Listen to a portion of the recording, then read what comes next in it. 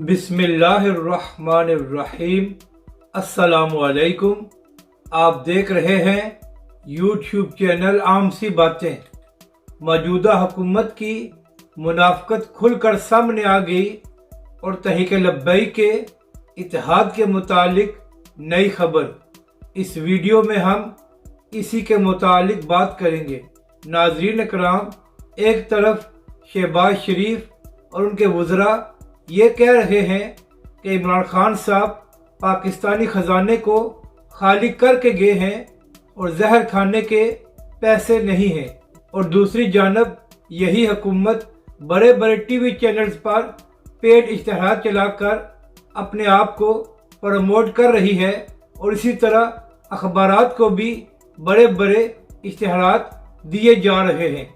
तो इन लोगों से सवाल है कि अगर पाकिस्तानी खजाना खाली है और आप लोग पाकिस्तानी अवाम को रिलीफ नहीं दे सकते, तो फिर अपने आप को प्रमोट करने के लिए पाकिस्तानी खजाने से इश्तहारात के पैसे क्यों दे रहे हो?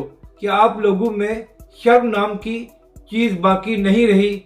अब बात करते हैं कि तहरीक लब्बैक पाकिस्तान किसके साथ इत्तेहाद करेगी।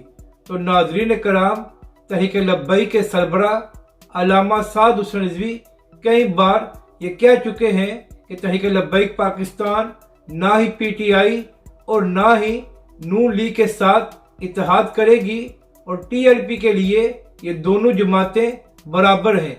मगर इसके बावजूद बड़े बड़े सहाफ़ी आए रोज़ ये दावे करते रहते हैं कि तहरीक लब्बैक नून लीग के साथ इत्तेहाद करेगी। तो इन दिनों भी सीनियर सहाफ़ी हारून रशीद साहब का एक क्लिप वायरल हो रहा है जिसमें वो कह रहे हैं कि तहरीक लब्बैक पाकिस्तान नून लीग के साथ इत्तेहाद कर सकती है।